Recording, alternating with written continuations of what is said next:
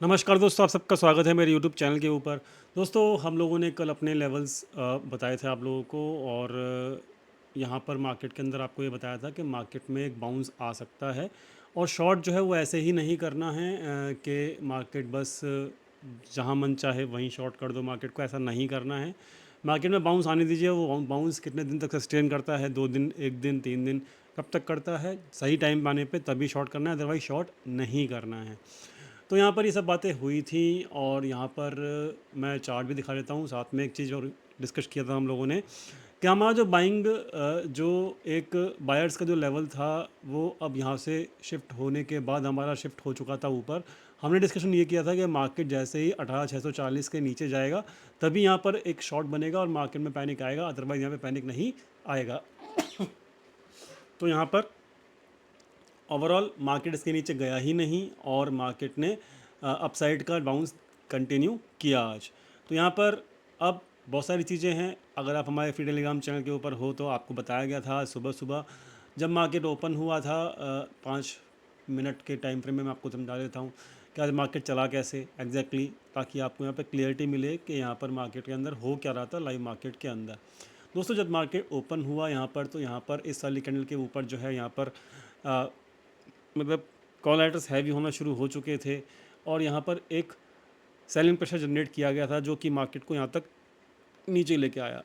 Market में कल का लेवल काफ़ी इंपॉर्टेंट था दोस्तों। मार्केट में तकरीबन 11:30 बजे के आसपास, एग्जैक्टली इस टाइम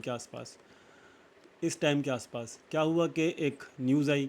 न्यूज़ कोई बड़ी न्यूज़ तो नहीं थी, लेकिन एक सर्कुलर आया एनएससी का जो ये बता रहा था कि यहाँ पर मार्केट की जो छुट्टी थी, जो कल छुट्टी थी ईद के उपलक्ष्य में, वो अब परसों शिफ्ट हो गई है। यानी कि अब जो एक्सपायरी है वो वेडनेसडे को होगी। दोस्तों, यहाँ पर ये होता क्या है इसको समझेंगे, इस इम्पैक्ट को समझेंगे और ये क्यों आया इम्पैक्ट अपसाइड का ये भी हम समझेंगे। देखिए दोस्तों, अगर ऑप्शन सेलर हूँ, मैं यहाँ पे कॉल राइटिंग करके बैठा हूँ, यहाँ पे जैसे कि की गई थी फ्रेश कॉल राइटिंग। तो अगर मैं कॉल राइटर हूँ तो मैं क्यों कॉल राइटिंग करूँगा कि मैं अपने मार्केट को इस लेवल के नीचे रखूँ और 2 दिन का डीके खाऊँ, क्योंकि कल छुट्टी थी पुराने सर्कुलर के हिसाब से। तो यहाँ पर थर्सडे तक जब मार्केट ओपन होती तो मैं यहाँ पर जो फ्रेश कॉल राइटर थे वो लोग आराम से मार्केट को यहाँ पर इस तरीके से जिगजैग करवाते या थोड़ा सा नीचे लेके आते, ताकि ताकि यहाँ पर 2 दिन का डीके खाया जा सके। ठीक है, लेकिन 2 दिन का डीके देखिए दोस्तों काफ़ी होता है। अब यहाँ पर जैसे ही सर्कुलर आया तो यहाँ पर क्या हुआ कि ये 2 दिन का डीके अब अपॉर्चुनिटी ख़त्म हो गई थी किनके पास, जो ये कॉल राइटर थे सुबह सुबह वाले जिन्होंने पोजीशंस बनाई थी। तो क्या हुआ, उन लोगों ने क्या किया कि भाई यहाँ पर तो अब कल ही एक्सपायरी होगी, तो यहाँ पर अब पोजीशंस को होल्ड करने का कोई भी यहाँ पर लॉजिक नहीं बचा। क्योंकि देखिए दोस्तों, जो समझदार आदमी होता है वो क्या करता है कि अपनी जो कोलेटर में बेसिकली होते हैं वो वेडनेसडे इवनिंग को नॉर्मल एक्सपायरी के अंदर या फिर थर्सडे मॉर्निंग को अपनी पोजीशंस क्लोज करते हैं प्रीमियम डे के खाने के बाद। लेकिन दोस्तों, अब यहाँ पर जो लोग वेडनेसडे इवनिंग में पोजीशंस क्लोज करते हैं उनका अब दिन शिफ्ट हो चुका था, क्योंकि वेडनेसडे को एक्सपायरी थी। उनका पोजीशंस क्लोजिंग का जो दिन था वो अब ट्यूसडे इवनिंग हो चुका था। तो दोस्तों, जो भी पोजीशंस सेफ़ ट्रेडर लेके चलते हैं, ऑप्शन सेलर्स, वो डेफिनेटली 90% लोग जो है वो अपनी पोजीशंस एक दिन पहले क्लोज करते हैं। तो एक दिन पहले के हिसाब से आज जो था वो पोजीशंस क्लोजिंग डे बन गया था जब सर्कुलर आया कि यहाँ पर अब वेडनेसडे को एक्सपायरी होगी।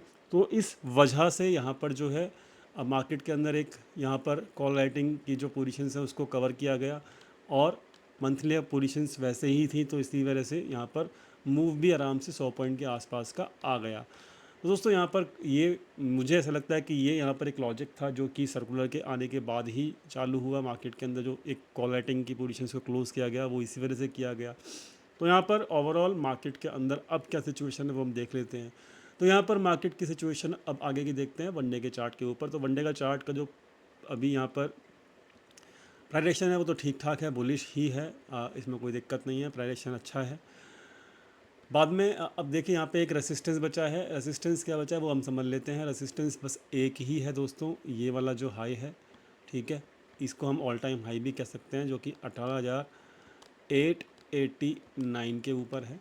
बस अब यही एक रेसिस्टेंस है, ठीक है। अब इस रेसिस्टेंस के ऊपर क्लोज होगा तो यहाँ पर लास्ट लेवल जो है वो ये बचेगा 19,000 के आसपास। ठीक है।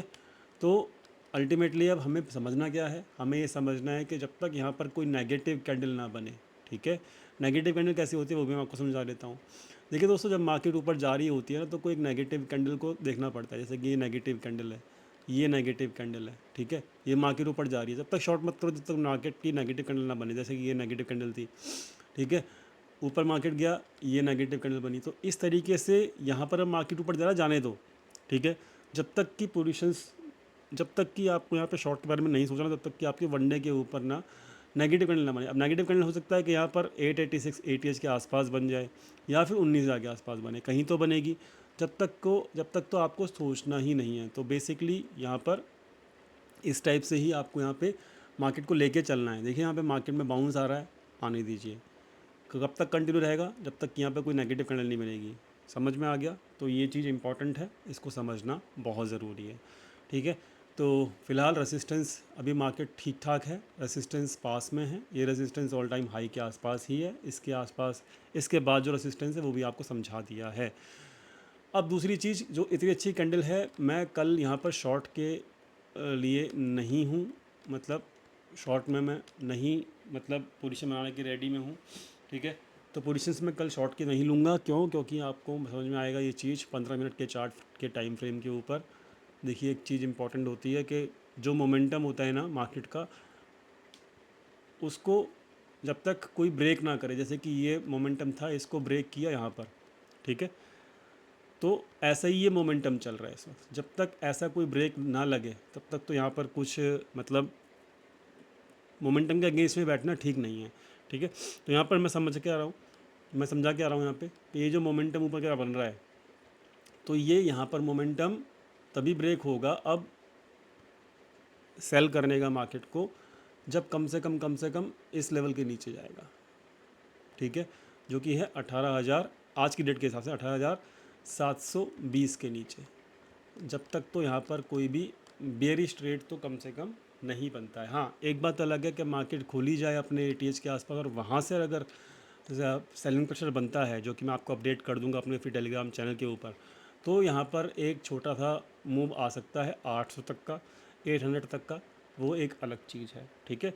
लेकिन अगर मार्केट यहाँ पे खुलता है 760, 800, ऐसा कहीं खुलता है, तो ये जो मोमेंटम है इसके हिसाब से 720 के नीचे जाएगा तभी शॉर्ट करना, अदरवाइज़ यहाँ पे शॉर्ट का मतलब ट्रेड बनता ही नहीं है, ठीक है। कल के दिन स्पेशली गैप अप खुलता है तो ही यहाँ पर क्या कहते हैं, कोई यहाँ पर सेलिंग प्रेशर जनरेट होगा तभी बनेगा। बात क्लियर हो गई? तो अभी कल के दिन शॉर्ट का ट्रेड नहीं ढूंढ सकते अनटिल एंड अनलेस कि यहाँ पर गैप अप होने के बाद सेलिंग प्रेशर जनरेट ना हो जाए, ठीक है। तो ओवरऑल मैंने क्लियर कर दी सारी बातें। तो यहाँ पर कल क्या होगा, वो मतलब सेलिंग प्रेशर जनरेट होगा या बाइंग प्रेशर जनरेट होगा, कल ATS टूटेगा कि नहीं टूटेगा, उसके लिए हम कल का दिन देखेंगे, मार्केट के एक्सपायरी के दिन देखेंगे, और वो आपको अपडेट कर देंगे अपने फ्री टेलीग्राम चैनल के ऊपर, ठीक है। चलिए, ये तो हो गया निफ्टी का एनालिसिस। बैंक निफ्टी शॉर्ट करने के लिए निफ्टी में 720 के नीचे अब जाना चाहिए, तभी शॉर्ट करोगे, अदरवाइज शॉर्ट नहीं करोगे, ठीक है। बार बार बोल दिया है, 18,720 के नीचे ही शॉर्ट बनता है, अदरवाइज शॉर्ट नहीं बनता है। क्लियर? अब देखिए यहाँ पे बैंक निफ्टी में कितना सिंपल था बैंक निफ्टी को समझना। ये चीज़ मैं आपको डेली बेसिस के ऊपर समझा रहा था। इस तरीके से ये एक ट्रेंड लाइन थी, ठीक है। आपको ये भी समझाया गया था कि जब तक इसके नीचे ये वाला लेवल 43,400 के नीचे क्लोज ना करे, तब तक कि आपको शॉर्ट के बारे में सोचना ही नहीं है, ठीक है। समझाया गया था, वो लेवल आया ही नहीं। साथ में ये ट्रेंड लाइन जो थी वो भी ब्रेकआउट कर गई ऊपर की तरफ, और जैसे यहाँ पे 44,000 के आसपास मार्केट के अंदर ब्रेकआउट हुआ, तो दोस्तों यहाँ पर फिर क्या हुआ, 200 पॉइंट की मूवमेंट आपको सेम डे में मिल गई। तो यही ट्रेड हमने लिया भी था as a premium group member. तो ओवरऑल जो है अभी उस ट्रेड को हम कैरी फॉरवर्ड करके जा भी रहे हैं, क्योंकि कैंडल ने ब्रेकआउट के बाद ऊपर की तरफ क्लोजिंग दी है। अब इसके अंदर जो ट्रेड, जो पोजीशन है, वो अब रेसिस्टेंस कहाँ मिलेगा, रेसिस्टेंस अब केवल और केवल यहाँ मिलेगा 44,450 के आसपास। कहाँ मिलेगा? 44,450 के आसपास, ठीक है। तो ये अब अभी जो नीचे का सपोर्ट था ना, अभी रेसिस्टेंस लाइन के आसपास ही अब इस ट्रेंड लाइन का रेसिस्टेंस मिलेगा। एंड मे बी कल आपको 200-250 पॉइंट का मूवमेंट आप मिल जाए सेकंड हाफ में बैंक निफ्टी के अंदर, इम्पॉर्टेंट है। तो कल मार्केट में थोड़ा सा अपसाइड के लिए ही प्ले कर सकते हैं, लेकिन देखकर सोच समझ कर, ऐसा नहीं कि मार्केट खुले और टूट पड़ो। देखिए दोस्तों, होता क्या है, हमको ना एक चीज़ समझनी पड़ेगी। क्या समझनी पड़ेगी? प्राइस किस तरीके से बिहेव करता है, ये हमें समझना पड़ेगा। मैं क्या समझाने की कोशिश कर रहा हूँ वो भी आप समझो। देखो, मार्केट गैप अप खुला, गैप अप में ही आप अगर मार दोगे लॉन्ग तो ठीक नहीं है। होता क्या है, मार्केट इस गैप को फिल करने की कोशिश करता है। ठीक है, मार्केट नीचे आया, अब जो ये गैप था ये फिल हो गया पिछले दिन का, फिर मार्केट ट्राई करेगा भाई यहाँ पर गैप फिल हो गया, लेकिन इस प्रीवियस क्लोजिंग के नीचे नहीं जा रहा मार्केट। ठीक है, नहीं जा रहा, ठीक है, नहीं जा रहा तो कोई दिक्कत नहीं। मतलब जो ये रेसिस्टेंस था, अब प्राइस के इस लाइन के ऊपर चल रहा है ना, तो अब ये सपोर्ट का काम करेगा। ठीक है, मार्केट नीचे आया, अब ये बन गया सपोर्ट। अब इस सपोर्ट के नीचे नहीं जा रहा तो क्यों शॉर्ट करें? ठीक है, तो फिर यहाँ पर सपोर्ट आया, मार्केट फिर ऊपर गया, फिर इस सपोर्ट के आसपास गया, तो सपोर्ट पे मार्केट, सपोर्ट के मार्केट ऊपर ऊपर है, मार्केट नीचे नहीं है उस सपोर्ट के, तो मतलब शॉर्ट नहीं बनता है। बेशक से मार्केट खुलने के बाद 30-40 पॉइंट, 50 पॉइंट या 100-150 पॉइंट बैंक निफ्टी के अंदर नीचे आए, तो मैं वही कहने की कोशिश कर रहा हूँ कि मार्केट के अंदर, ठीक है, शॉर्ट तो कम से कम नहीं करना है। अगर बैंक निफ्टी यहाँ पर 100-150 पॉइंट ऊपर खुल जाती है तो हो सकता है इस गैप को फिल करने आए, लेकिन जो अब ये रेजिस्टेंस है, जो अभी मतलब जो ये आज का हाई है, ये एज ए सपोर्ट काम करेगा कल के लिए। ठीक है, अगर गैप अप खुलता है तो मार्केट जब नीचे आएगी तो इस सपोर्ट को फिर हम ऐसे ही देखेंगे जैसे कि आज हमने देखा। ठीक है, और फिर इस सपोर्ट से अगर बाइंग प्रेशर जनरेट होता है, मार्केट ऊपर जाने की कोशिश करती है, तो हम नया ट्रेड लेंगे। इस तरीके से ट्रेड लिया जाएगा। बात समझ गए? तो इस तरीके से मैं कह रहा हूँ कि शॉर्ट तो मैं करने के मूड में नहीं हूँ। खुलने के बाद थोड़ा मार्केट जर्क ले, गैप फिल करे, वहाँ पर क्या होगा, डाटा कैसा बनेगा वो मैं आपको अपडेट कर दूंगा, और फिर मैं आपको वहाँ पर बताऊंगा कि वहाँ पर बाइंग प्रेशर है या सेलिंग प्रेशर है। वो पता लग जाता है डाटा पॉइंट के बेसिस पर, आपको अपडेट कर दूंगा फ्री टेलीग्राम चैनल के ऊपर, and then we will do take the trade. I hope all are understand. तो कहीं पर भी ट्रेड लेना वो ठीक नहीं है। मार्केट को प्रॉपर सेटअप बनाने दीजिए, मार्केट को सपोर्ट रेसिस्टेंस को फॉलो करने दीजिए, एक लेवल के ऊपर मार्केट को सस्टेन करने दीजिए, वहीं पर ट्रेड लिया जाता है। ऐसे ही उड़ते तीर नहीं लिए जाते हैं। I hope all are understand. तो यहाँ पर क्लियर हो गया बात। तो यहाँ पर अभी जो कैंडल बनी है उसके बाद कल तो शॉर्ट का ट्रेड नहीं बनता है, बाकी डाटा कैसा होगा उसके हिसाब से हम बनाएंगे कल पोजीशंस। तो ऑप्शन चिन्ह फटाफट से देख लेते हैं। निफ्टी जो है, देखिए निफ्टी में आज पोजीशंस कवर हो गई, जो मैं आपको समझाया था आज के जैसे ही सर्कुलर आया सारी की सारी कोलेटिंग क्लोज हो गई। ठीक है, so this is totally a process जो कि एक दिन पहले क्लोज होता है एक्सपायरी के, तो वो हुआ। अब यहाँ पर इम्पॉर्टेंट क्या है, इम्पॉर्टेंट है अब यहाँ पर ये 18,800, 18,800 के नीचे ही शॉर्ट बनता है। अगर 18,800 के नीचे सस्टेन करता है तो ठीक है, क्लोजिंग इसके ऊपर ही हुई है, 18,800 के ऊपर ही क्लोजिंग हुई, तो 18,800 जब तक नहीं टूटता कोई भी शॉर्ट के बारे में सोचेगा ही नहीं। ठीक है, मार्केट में रेसिस्टेंस कहाँ है, रेसिस्टेंस 18,900 के आसपास ही है, तो हो सकता है कल मार्केट 100 पॉइंट की होकर रह जाए, और 100 पॉइंट के अंदर अंदर मार्केट कल मतलब घूमती रहे कम से कम 1 या 2 बजे तक।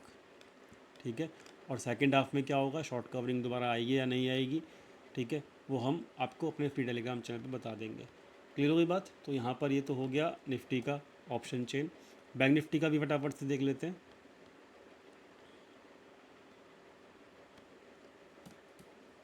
बैंक निफ्टी, तो बैंक निफ्टी के अंदर अच्छा खासा सपोर्ट अब 44,000 का हो चुका है। बैंक निफ्टी 44,000 के ऊपर क्लोज करी है, तो 44,000 के नीचे जब तक नहीं तोड़ती कोई भी कल ट्रेड नहीं बनेगा शॉर्ट साइड का। ठीक है, समझ में आ गया। और रेसिस्टेंस अब जो बचा है वो अब एक ही रेसिस्टेंस बचा है दोस्तों, 44,500 का। ठीक है, तो बस वही है, 44,000 के आसपास मिलता है, वहाँ से बाउंस आता है, तो we can play for a bullish trade for tomorrow. ठीक है, 44,000 के नीचे ही यहाँ पर बेरिश ट्रेड में बनेगा, और निफ्टी के अंदर 18,800 के नीचे ही कोई बेरिश ट्रेड बनेगा, अदरवाइज़ यहाँ पर कोई भी बेरिश ट्रेड कल के दिन तो कम से कम नहीं बनेगा। ठीक है, क्लियर हो गई बातें? तो I hope all are understandable.